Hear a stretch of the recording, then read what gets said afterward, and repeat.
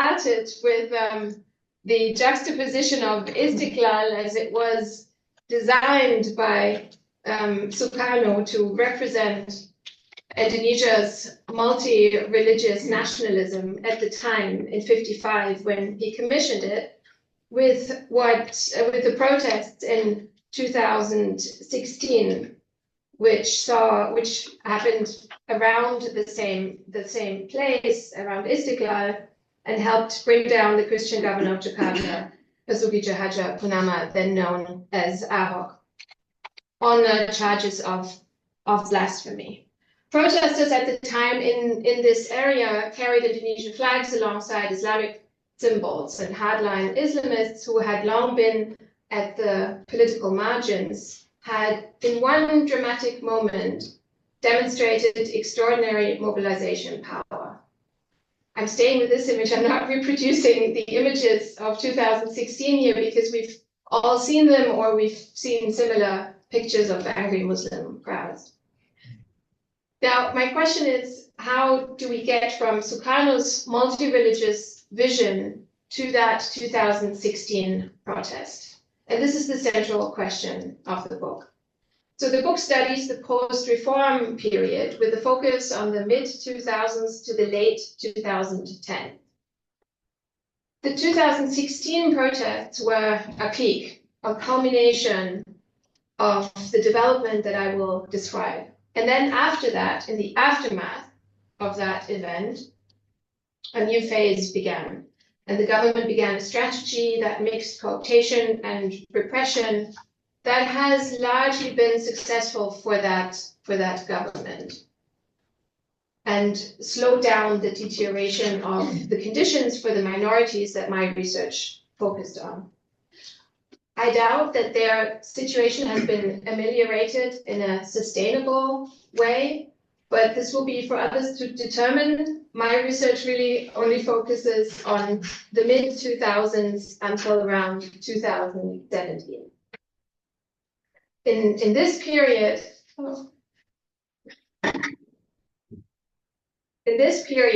nationalism in Indonesia has been fundamentally reshaped. I don't know.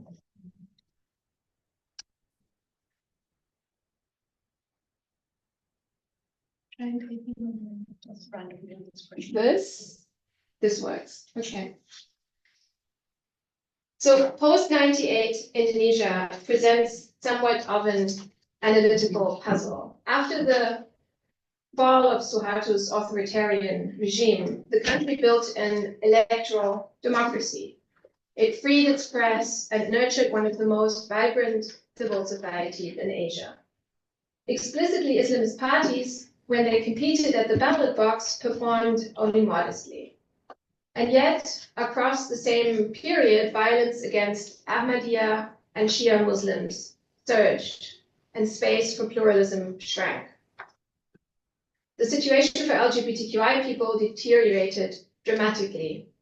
Atheists faced persecutions. A self-professed pluralist president, Jokowi, ultimately found that he had to embrace a senior conservative cleric as his running mate in the 2017 elections to protect himself from the Islamist mobilization the years before that saw.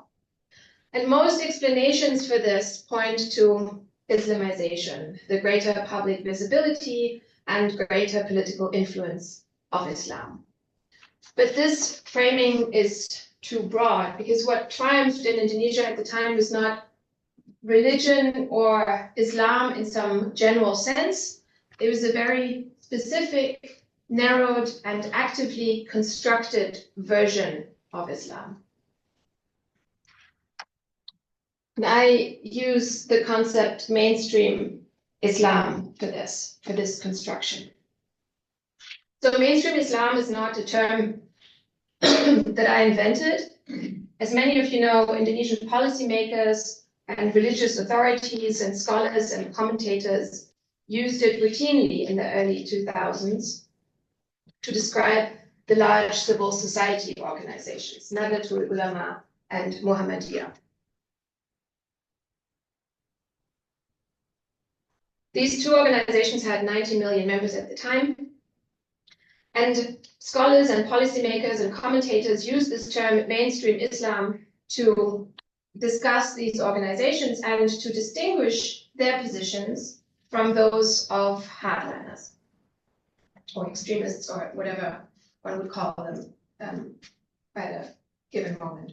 But I use the term mainstream Islam differently here. I use it not to describe a pre-existing center, but to discuss and analyze the process by which this center gets made, by which this center gets constructed.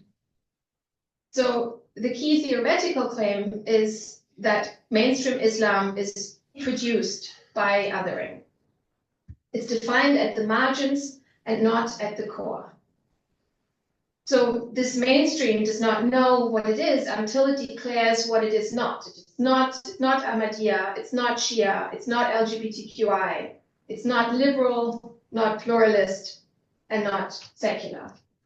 The 2005 fatwas issued by the Council of Indonesian Islamic Scholars, the MOE, against Ahmadiyya and against secularism, pluralism, and liberalism.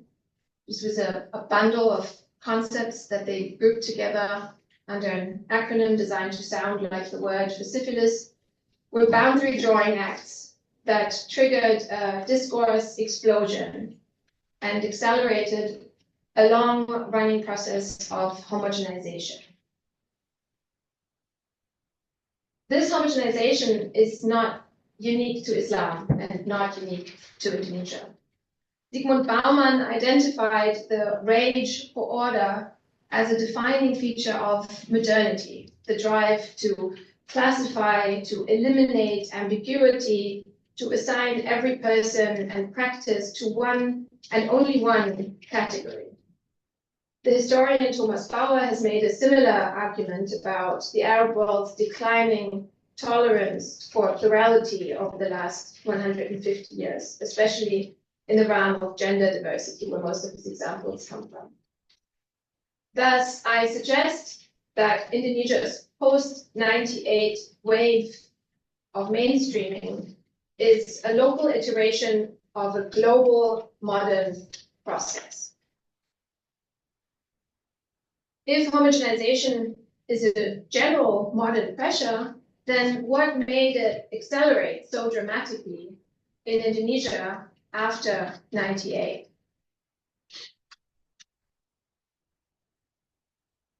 My explanation for this is what I call the fourfold decentralization. Four simultaneous interconnected processes that all rewarded exclusionary outbidding. Elections became competitive, but also deeply clientelist. Patronage democracy, money politics, and fragmented loyalties made it difficult to build durable coalitions around programmatic platforms. This is very well researched in Indonesian studies, numerous books about how this works. In this climate, religious identity became a readily available and emotionally powerful resource. Then religious authority fragmented in a similarly competitive way. The Council of Indonesian Islamic Scholars, the MOE, facing obsolescence after Suharto's fall, made itself relevant again through provocative fatwas and boundary policing statements. Meanwhile, pop preachers, celebrity clerics with websites, online shops, YouTube channels, and mass followings arose outside traditional institutional structures that had also gone a bureaucratization process. So the landscape of religious authority both expanded and became more competitive. And this too has been well researched in Indonesian studies, albeit less with the focus on the aspect of competition. And I think that this is an important one to focus on. Then media diversified and commercialized.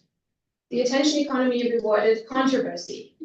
Underpaid journalists received cash for coverage, so-called brown envelope journalism, from the very figures that they wrote about. Emotional content, hostility towards outgroups, and identity-based conflict all drove engagement. We're familiar with this. We know this from many many other contexts in other parts of the world. Civil society boomed in this period. NGOs multiplied, foreign funding poured in, and the rights discourse spread widely. There was a genuine liberal window in those early 2000s. But at the same time, this rights and minorities discourse counterintuitively also boosted the mainstreaming effect. I will return to this point in a minute. Each of these four decentralizations created incentives for political and religious actors to showcase their moral credentials through ever sharper condemnations of those they deemed deviant. Together, they explain why a formerly electorally democratic open system produced not pluralism, but what I've called the Islamist conservative majoritarian synthesis. So I borrow the term synthesis from Turkish studies. It's inspired by the Turkish Islamic synthesis, which was developed by right-wing intellectuals in Turkey in the 1970s and then realized by the military regime in the 1980s. But in Turkey, the synthesis came top-down, while in Indonesia, what I describe emerged a lot more from the bottom up through this decentralization. And again, I'll come back to this bottom up in a minute. As I was finishing the book manuscript, I received a lot of extremely valuable comments from colleagues, and among them was the anthropologist Martin Slama, who asked me, why do you not just call it an alliance? It's an alliance that we're seeing here. And I call it a synthesis rather than merely an alliance for three reasons. First, the term synthesis captures something about duration. The political alliances that formed around major protests, such as the 2016 mobilization against Ahok, dissolved, some of them very quickly. But the discourses they generated outlasted the alliances. And so the normalization of majoritarian Muslim nationalism persisted even after specific actors left the scene. And this is where the short-term political alliances we observed fed into the long-term restructuring of Indonesian nationalism. Second, and this is crucial, and this is why I come back to it again and again, is that the synthesis was bottom-up. SBY, Indonesia's president from 2004 to 2014, facilitated and accommodated these forces rather than directing them. He cultivated friendly relations with socially conservative Muslim leaders, not because he was a committed Islamist himself, but because the competitive electoral logic and the image of moral superiority of Islam that it still enjoyed at the time incentivized him to do so. But the main agents of this change were not state actors. They only facilitated the influence of a complex assemblage of religious authorities, media, celebrities, vigilante organizations such as the FPI, the Islamic Defenders Front, and religious political entrepreneurs who forged temporary alliances for convenience and outbid each other in declarations of their own orthodoxy. Third, and finally, I call it a synthesis because even some of those who sought to counter this development involuntarily also fed into it. Again, I'll come back to this point in a minute.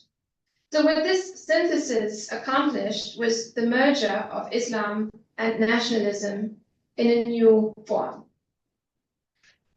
Being Indonesian became increasingly defined as being a good Muslim, defined in turn by the most powerful religious authorities. The multi-religious vision of the founding generation, Sukarno's mosque next to the cathedral, was hollowed out through regulatory capture and the competition for the power to define good Muslims. Eventually, the post-98 Indonesian nationalism looks a lot more like the homogenizing European model that also in Turkey Mustafa Kemal Atatürk followed, rather than the multi-religious and multicultural model that post-independence India and Indonesia represented.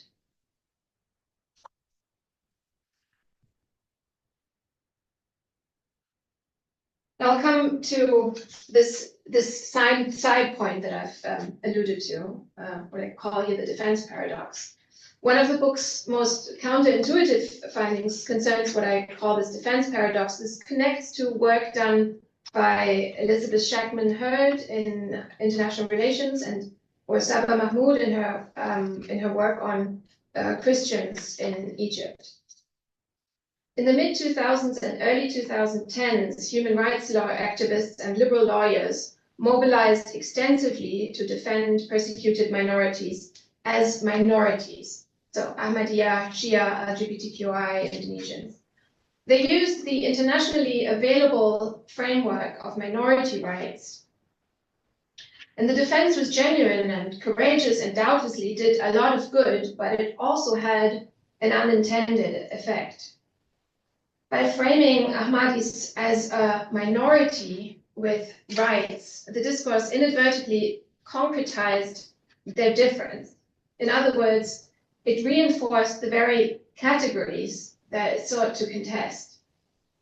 An Ahmadi student I once spoke with at a book launch captured this in her comments. So this was a book launch of a novel written about an Ahmadi community that had to flee their home and move elsewhere. And reflecting on this novel about this Ahmadiyya community, the student afterwards said to me, yes, I appreciate the efforts that the author undertook here to write about this, but when I read it, it made me feel different. I used to just be a normal Indonesian.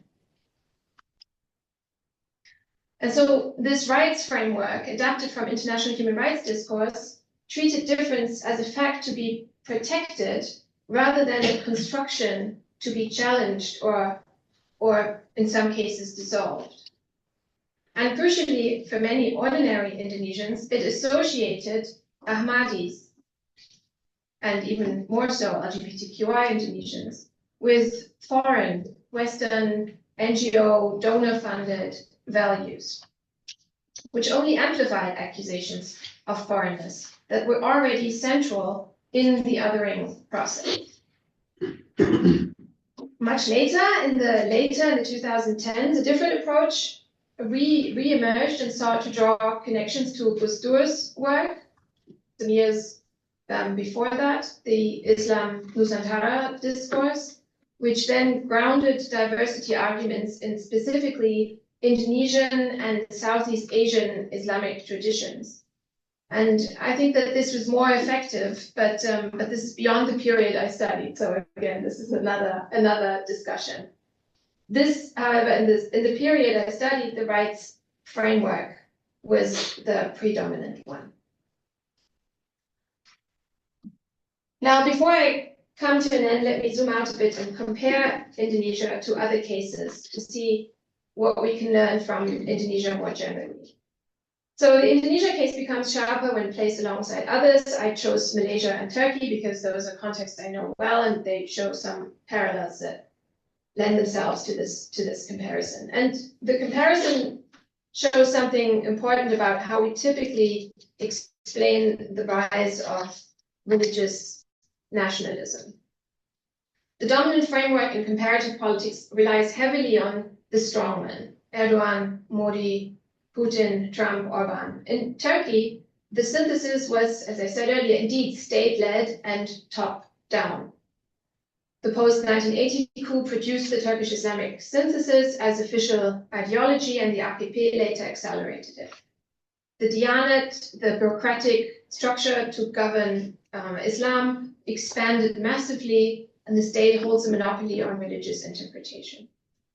In Malaysia, a unified bureaucratic apparatus, JAKIM, the Department of Islamic Development, the state muftis, the UMNO-linked religious administration drive Islamization centrally and relatively continuously. physical violence against minorities is also comparatively low because the state undertakes the disciplining itself through detention and legal persecution. I brought this image here. These were huge metal signposts that were put up around a mosque compound, the central Ahmadiyya mosque compound near Kuala Lumpur. And it says Qadiani bukan agama Islam. So Qadiani is a derogatory term for the Ahmadiyya branch that these debates concern. And it says they're not part of Islam. They're not Muslims. And they put this up around the compound, the mosque compound, which is not supposed to be called a mosque. Officially, it's that they can't call it that. So this is a lot more state regulated than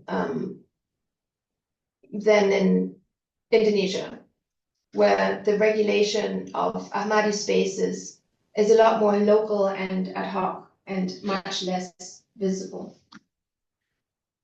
So Turkey and Malaysia fit the strong state template, but in comparison, Indonesia doesn't. In Indonesia, no single figure directed this transformation. As I said earlier, SBA facilitated and accommodated, but he did not lead this. The MOE, the FPE, pub preachers, mid-level politicians, and media entrepreneurs drove the process forward through fleeting alliances, competitive outbidding, and the accumulated weight of thousands of individual acts of boundary patrolling. When one alliance dissolved, another filled the space. The synthesis was robust partly because it did not depend on any one actor. Now, what can we learn from this beyond Indonesia? When we worry about democratic backsliding or autocratization, we tend to watch for the strongman, the figure who concentrates power and subordinates institutions. A couple of weeks ago, there was a lot of relief when Orban in Hungary lost the elections among Democrats. But Indonesia's experience suggests that we should also watch for something more diffuse and in some ways more durable, the bottom-up construction of a majoritarian nationalism that not a single election can straightforwardly reverse because no single actor produced it. The Indonesia case also is a lesson in the limits of our standard democracy metrics. Freedom House and VDEM, those that measure elections, censorship, and formal institutional constraints, but none of them capture religious authority, the conditions created by the attention economy of a liberalized media, or the dynamics of patronage networks. Indonesia scored reasonably well on most of these indices throughout the period when mainstream Islam was being constructed, and those constructed as first and foremost belonging to minorities rather than the internally diverse Indonesian nation were losing ground. So Indonesia shows us that formal democratization and the shrinking of substantive pluralism can proceed simultaneously, driven by the same underlying processes of competitive decentralization. The fourfold decentralization I described was, in many respects, the democratization. The free press, the Western-funded NGO boom, the competitive elections, but instead of functioning as protection for the vulnerable, they created the conditions for growing religious nationalism that went hand in hand with autocratization tendencies. And so in the conclusion of the book, I place Indonesia alongside comparable processes elsewhere, the Hindutva in India, white Christian nationalism in Hungary and the United States, the AKP's trajectory in Turkey. And in each case, a thin religious nationalism, eclectic, stripped of elaborate theological reasoning or complex practice, reducible to identity markers and the condemnation of internal others, has been mobilized for majoritarian politics. The concept is thin religion. This is by the political scientist Sudhita Kaviraj. I find this concept very useful here to understand the parallels. Now, what Indonesia adds to this picture is the bottom-up variant. religious nationalism without a nationalist strongman at the helm. And for me, the question that this analysis leaves me with after the book is, under what conditions does competition become dangerous for democracy?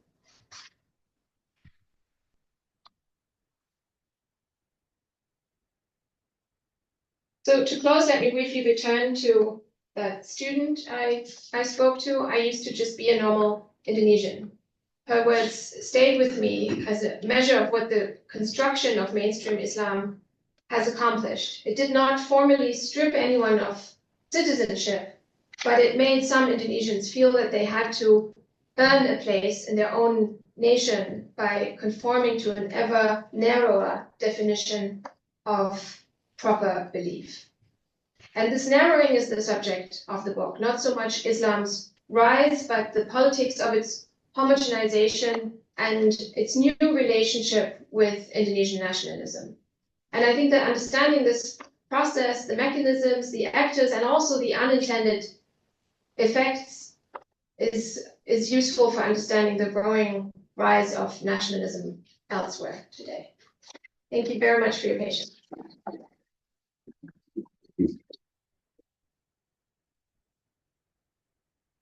Many thanks for a super interesting talk. Let's now open up for questions from the room in the first instance, but then we'll have an opportunity for people online to ask questions as well. If you're here, if you're listening online, you'll have an opportunity to do so by putting your question in the Q&A function. Give your name, your affiliation, your location, and then your question, and we'll try and include you in the discussion. Here. Thank you for that fantastic talk. It's brilliant. So I was kind of fascinated by the kind of modernization that you're talking about here, but I wondered whether you could say something about the main tenets of this ideological kind of discursive block.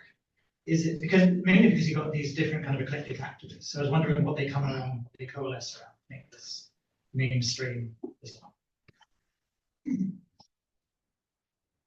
Yeah, thank you. I really think that if we use this concept as a kind of torch to look around, we'll find a lot of these mini acts of border and boundary patrolling, and a lot of it is really through reassurance, and I connect this to the anxieties that Arjun Appadurai in his work on the fear of small numbers has discussed, the kind of quickly shifting landscape after 98, and this search for stability, and then how a lot of various actors just use different minorities for these reassurance practices. Often in combination, right? Often it's to bridge differences, just the classic sociological in and out group.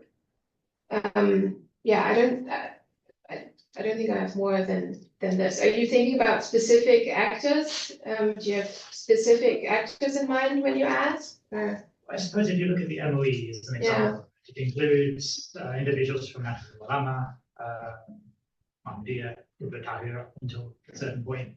So, like, how do they necessarily find agreement? It seems to be different groups kind of driving it that might have different things. So, just wondering what. I suppose grievance is a part of it, as you mentioned, but I was just wondering if there was other tenets in mind. Yes, I think in the case of the MOE, it really was ensuring that they themselves would remain or even become an important actor in this landscape, right? There were sorts of that they really, no one knew what they would be good for in a post-Suharto structure.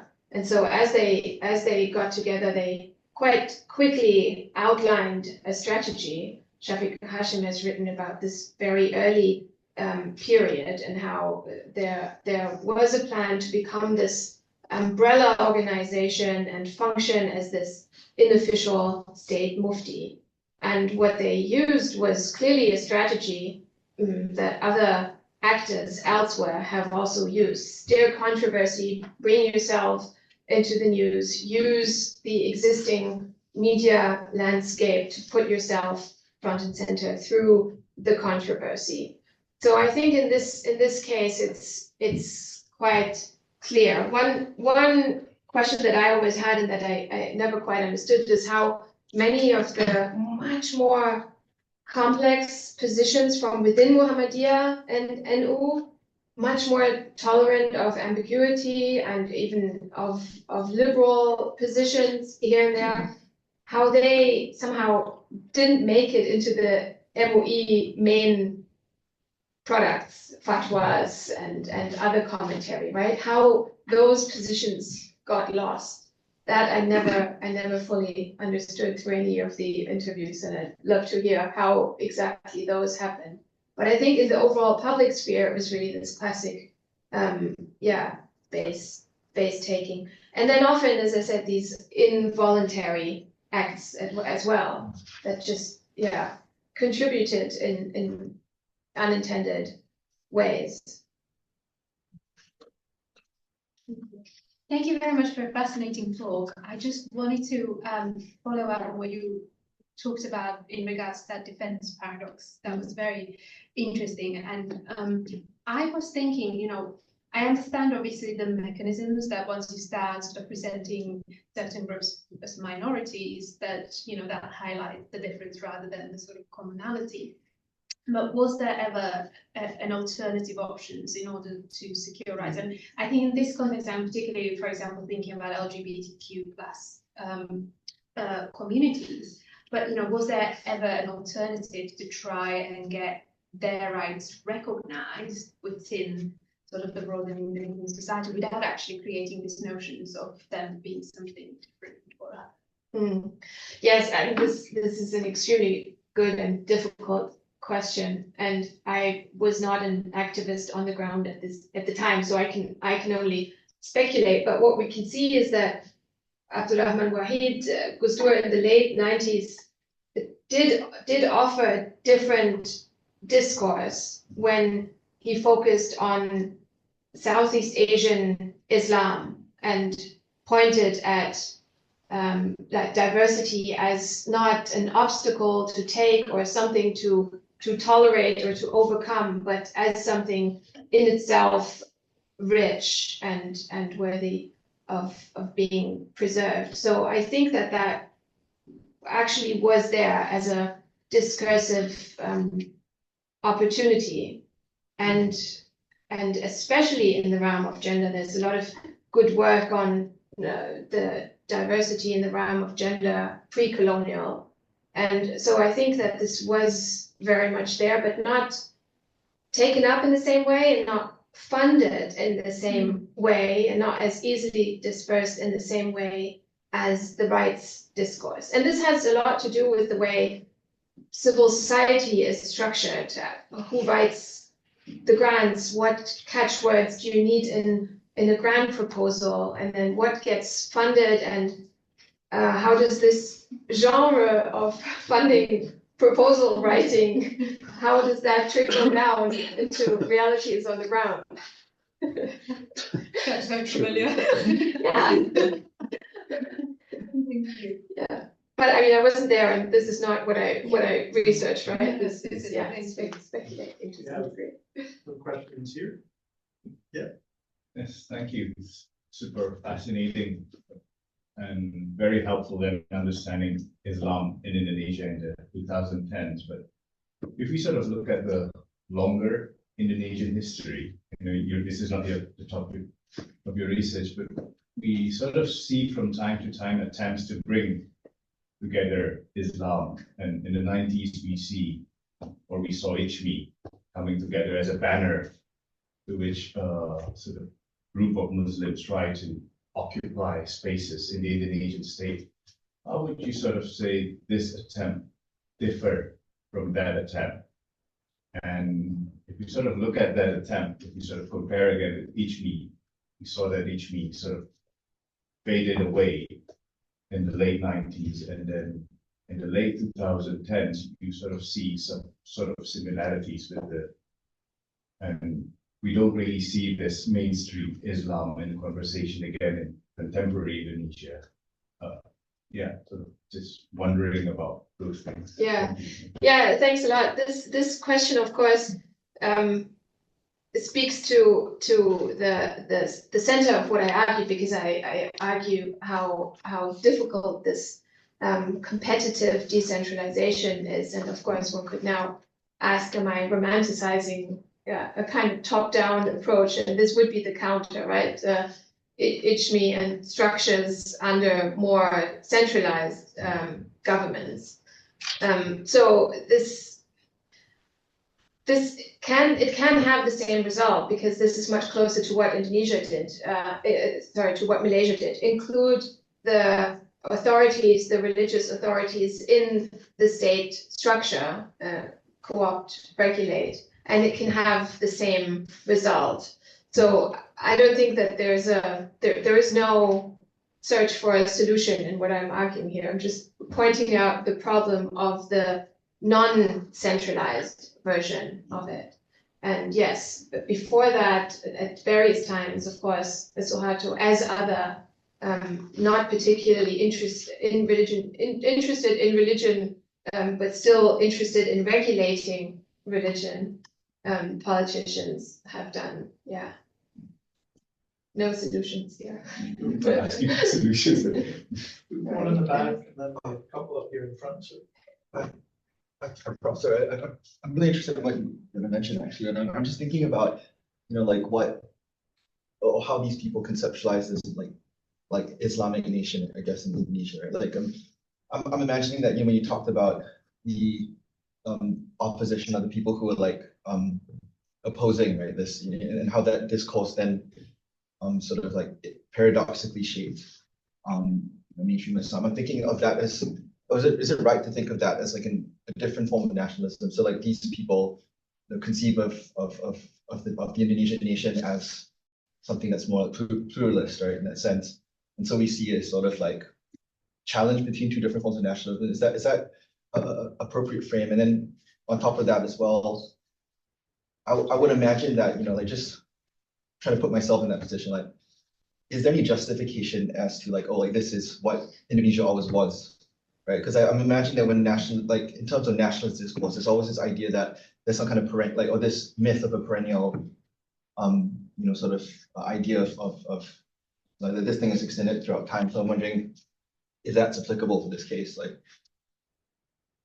Yeah, thank you. So just to make sure I understand, right? You're asking whether one should try to understand the developments of Islam here independent from the framework of nationalism?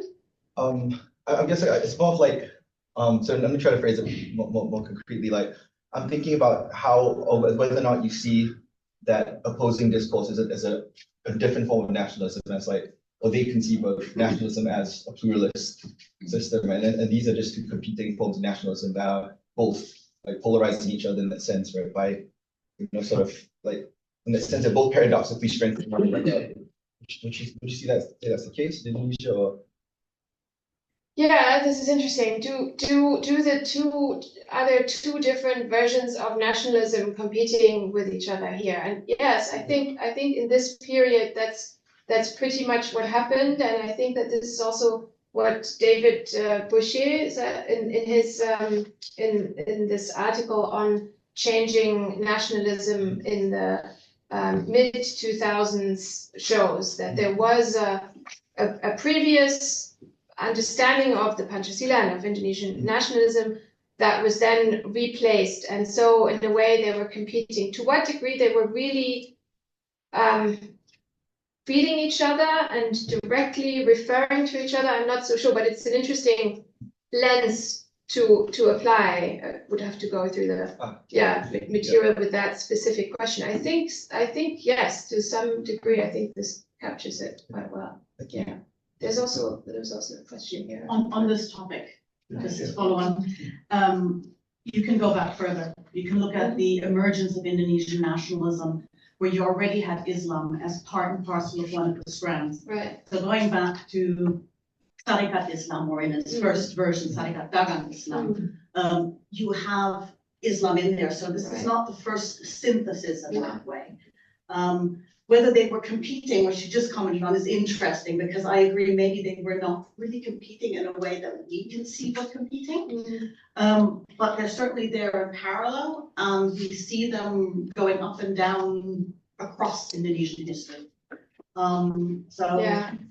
So I would not sort of stand there and say that this is the first synthesis. It's not. You can go back to the original documents, the original leaders. In fact, at that point, we had three. We also had a socialist inflected, communist inflected Islam. And Sukarno was friends with all of them during this first period. So they fed off each other, not in a competitive way, but ideas were shared. They obviously shared the anti-colonialism. And later on also, most of them were not particularly favorable towards the Japanese when they came in. So it's only once we move into that early independence period that the Islamists are kind of pushed aside by Sukarno. They're not part of the equation, really, from the debate around the Jakarta Charter onwards. Then the banning of Masyumi. By the time we get to early Suharto, Islam, he states Islam, there's not going to ever be an Islamic state. And there is no space for political Islam, which of course then changes when we get to HB in the 1990s. So I just wanted to put that in there, but I do have a question. You talked about the example of Ahmadiyya. I was wondering, what does it look like with respect to, for lack of a better term, more mainstream minorities like the Christians and Hindu? Because both of your examples could be sort of seen as tiny minorities. And not particularly situated in the mainstream politics. So our Christians and Hindus were there from the start. They had political parties at some point. Then they went through the Golkar phase, and now some of them are back in their own space.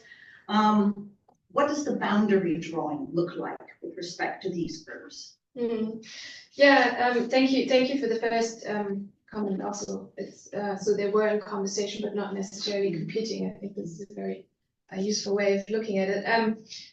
I really focused on the inner Islamic debates. There is other work by Melissa Crouch and others have done this work on the way the non-Muslim minorities were framed and how this has changed over time. As I understand it, the story is not entirely different. Envisioned as a multi-religious nation, but one where Islam assumed a growing and more important role over time.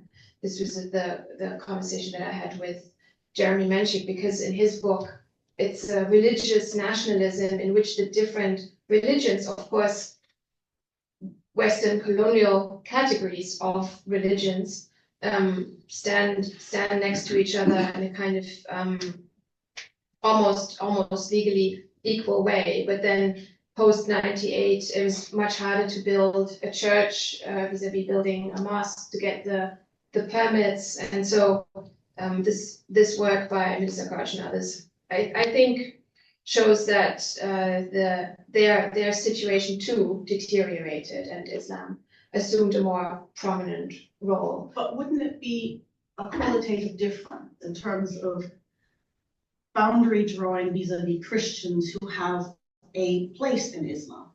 The Quran talks about Christians as a religious minority and what rights they have and where they need to accept the Muslim majority. Ahmadis don't fit in there.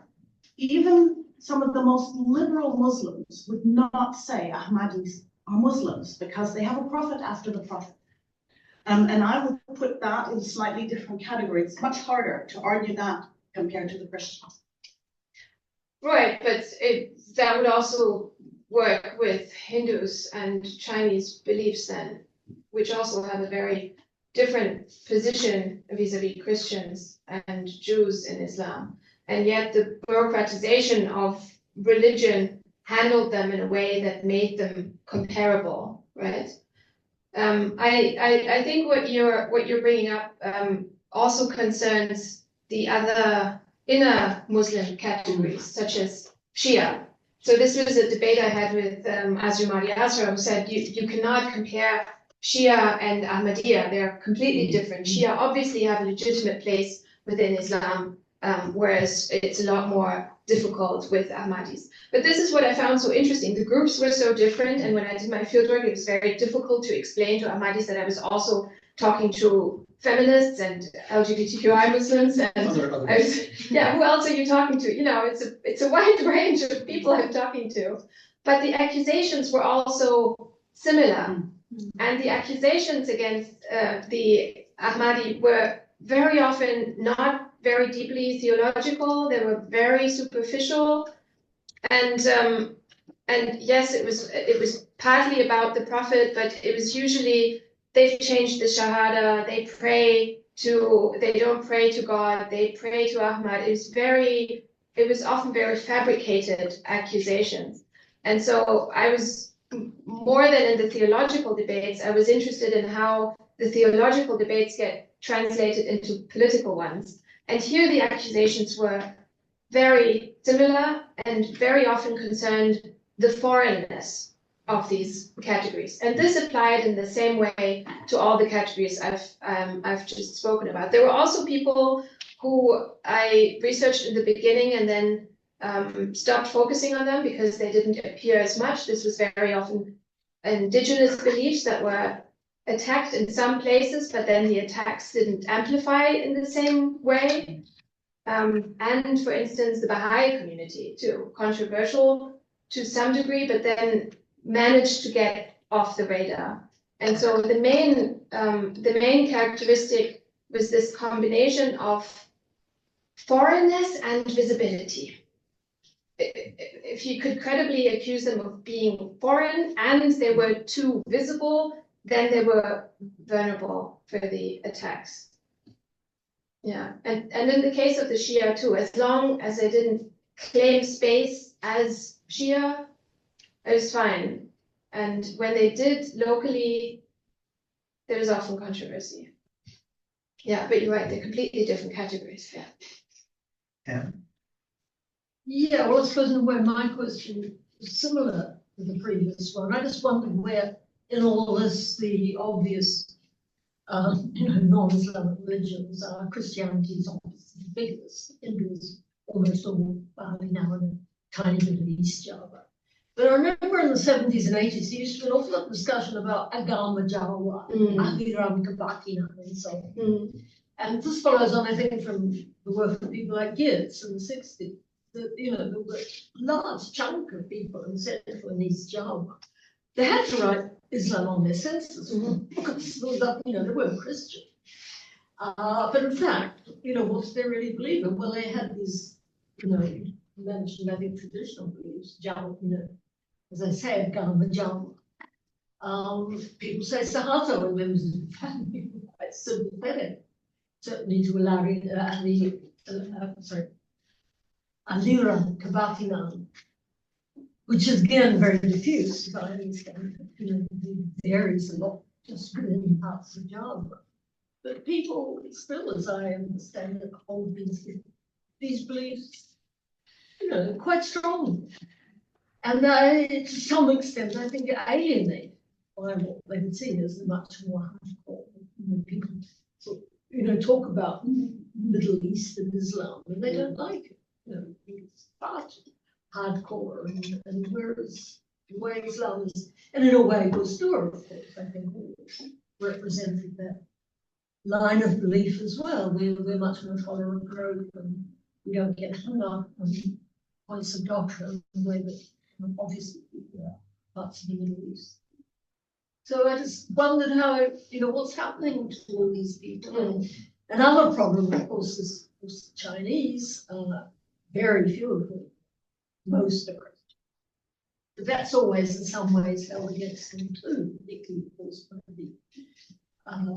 the anti-Chinese feeling. It's still very much there in the hostility to the fact that the Chinese are so wealthy, they control too much of business and the non-agricultural economy, and they're not Muslim.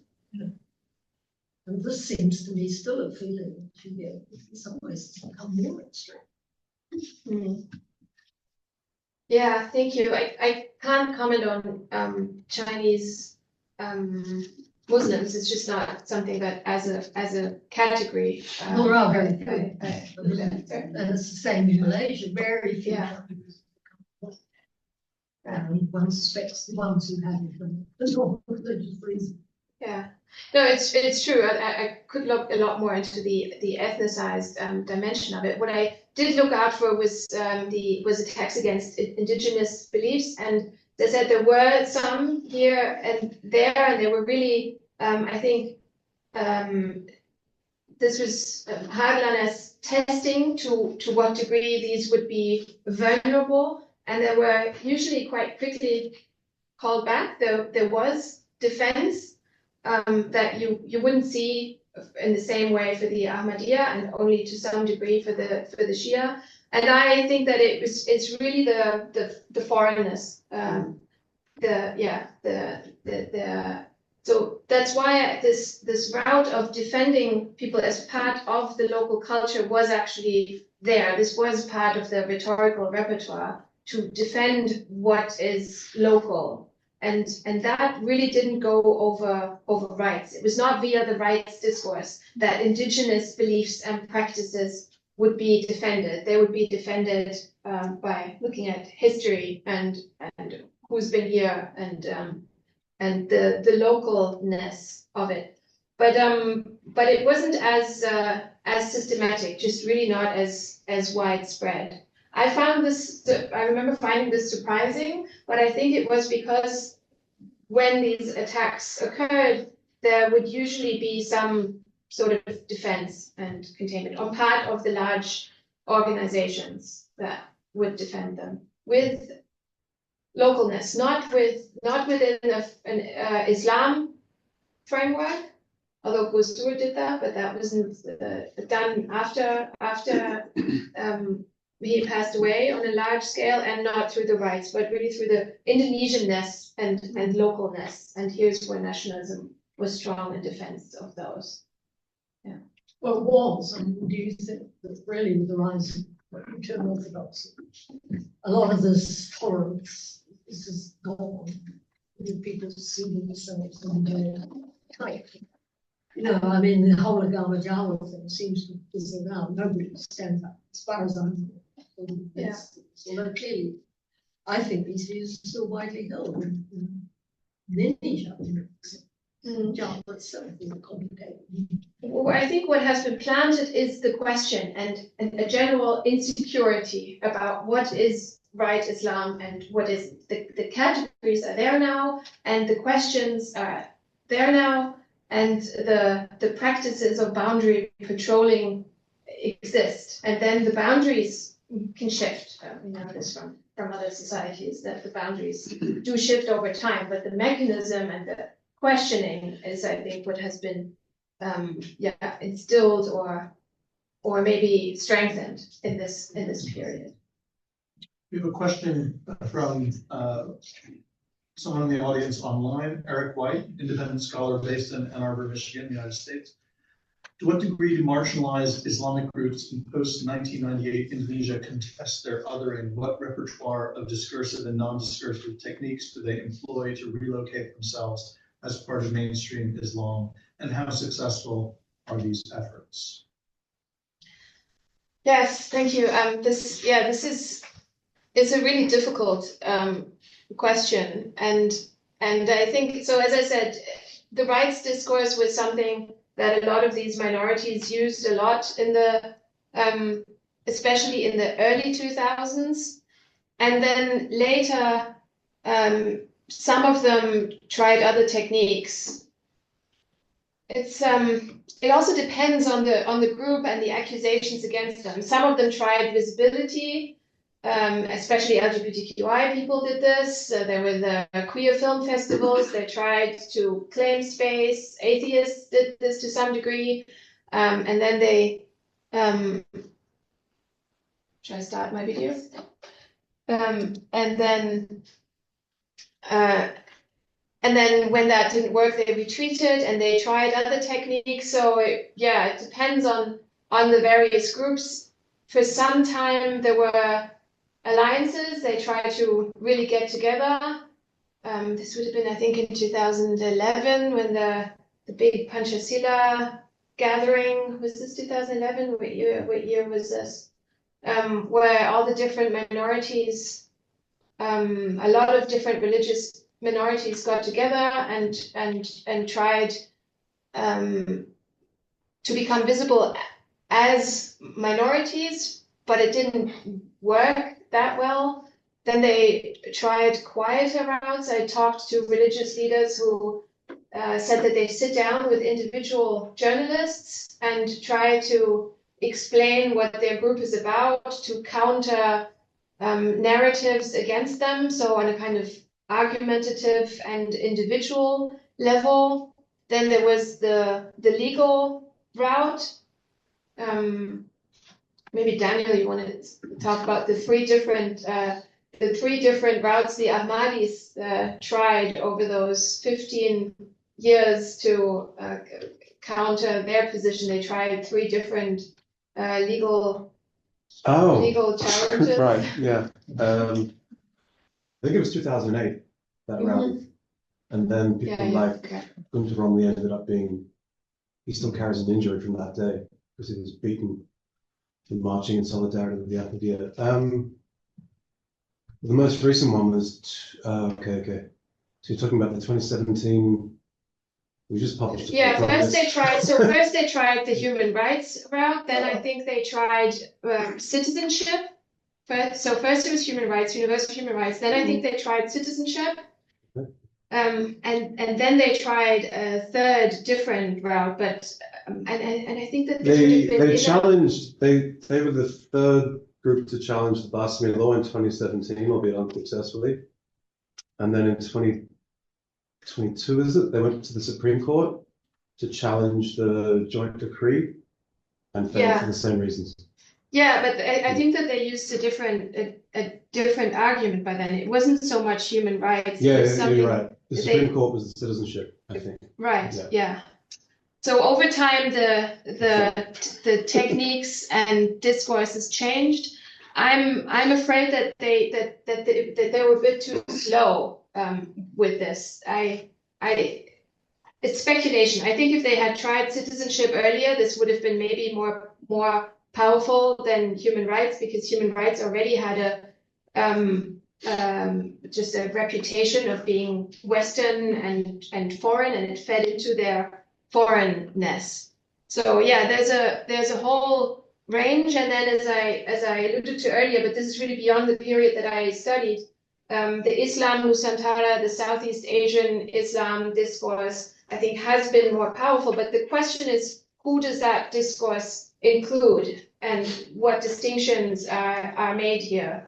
So it's not as controversial that Shia are included, the Ahmadiyya are, for the theological reasons mentioned earlier, already more controversial, and so are LGBTQI Muslims. There is more controversy around them. So while the Islam Nusantara discourse, I think, has become more powerful, there's questions of boundary patrolling.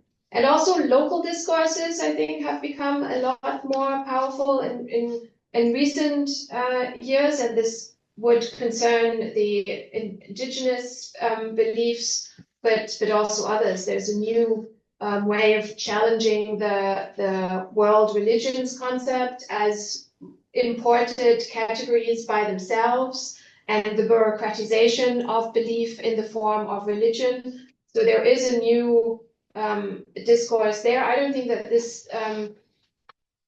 discourse is as widespread, but some activists on the ground have been using it. But this is really after the period that I studied, so getting on thin ice here. One final question. You, in the book, and in your presentation as well, you theorize the trend that you observe over the course of the 2000s and at least the first half of the 2010s in terms of a synthesis. And you say, you're borrowing this from language that's used by people in Turkey.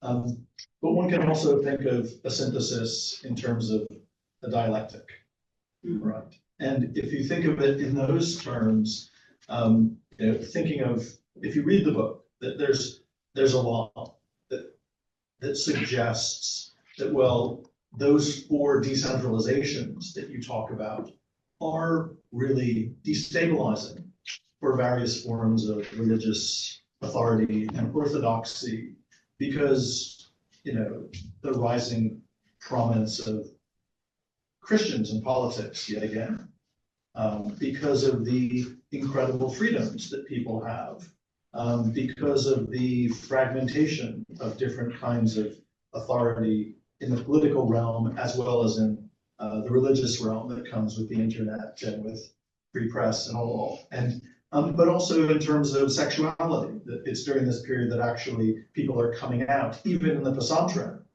more than they had previously. So should we understand this synthesis in those terms as, a sort of product of thesis, antithesis, a reaction, the revolution, the counter-revolution, and then this kind of synthesis? And is that where you want us to understand the book, leaving us as you wash your hands of things as of 2017? Because you start not just your presentation, but the book with Istiklal Mosque, not only in 1955, but in late 2016 with the anti-Ahok protests, which haven't been repeated, right? And so that there's kind of all of this seems to die down. All this, very assiduous, aggressive othering. So is it that actually that we should understand that a crucial movement, counter-movement, and then re-equilibration has unfolded in the period that you're talking about, that you're giving us a master frame for understanding 20 years of Indonesian religious history. And then it kind of settles. And nothing really dramatic has happened since then. And that's a broad enough synthesis that, as you note in the book, it includes in 2017 that you can have on your KTP kepercayaan. It includes, Luhut. It includes, all sorts of different things So I guess that would be my question. Like, are we still in that synthesis? And is that synthesis more powerful because it has involved bottom up, top down, something being worked out sort of cathartically? Yes, thank you. I don't know. I don't know because I still haven't thought about the Jokowi II period properly. This period of repression and co-optation as a reaction to the period that I studied. My hunch is that this has shifted and that we are still very much sitting with the results of this, and these boundaries and these othering categories can be activated anytime it will be necessary again. People have been marked and boundaries have been marked, and so I think this can easily be activated, and I think that this is the big shift. But I have trouble relating it to the dialectic question and the question what exactly this could be. I don't expect there to be something comparable to this strong and clear liberal opening that we had. I have difficulties imagining something comparable, but this is all future. So yeah, I don't know. But I think that the most important thing is that it has shifted and come to a specific place, and this that we're still very much in the post of that moment, and whatever came afterwards, I think, happened very much at a more superficial level. The fact that you can now have a aliran kepercayaan on your ID card is not something that normal bureaucrats know. a normal bureaucrat will contest that. If someone comes and demands that for their ID card, there is a huge gap between what's legally possible and what's practically possible. And I think that what's practically possible and not possible will be stronger here than what's possible and impossible on the legal level. That makes sense. Yeah. Thank you. Well, many thanks, Saskia, for a brilliant talk and for answering our questions so eloquently and extensively. Before thanking Saskia properly, I should mention yet again, we have our Southeast Asia Forum next Wednesday on flooding across Southeast Asia. Should also mention there's a talk on Monday by the well-known Indonesia specialist Jeffrey Winters. His new book, The Blind Spot, How Oligarchies Are Dominating Our Democracies. It's not about Indonesia, but he's an Indonesia specialist, and it'll be in the Thai Theater. So we can mention it as 5 o'clock on Monday. Sign up for it. Could you Yeah. put it on the website or something? Yeah, well, it's not a Southeast Asia event, Okay. but for those of you who are interested, Emails were sent around. yeah. So there's more on our menu over the weeks ahead. But in the meantime, please join me in thanking Dr. Saskia Schäfer and all good bookstores online and otherwise. She talked about the book in its core terms, but if you read the book, it's incredibly rich, and she spells out her arguments and illustrates these cases, really impressively and evocatively. So I can only commend it to you in highest terms.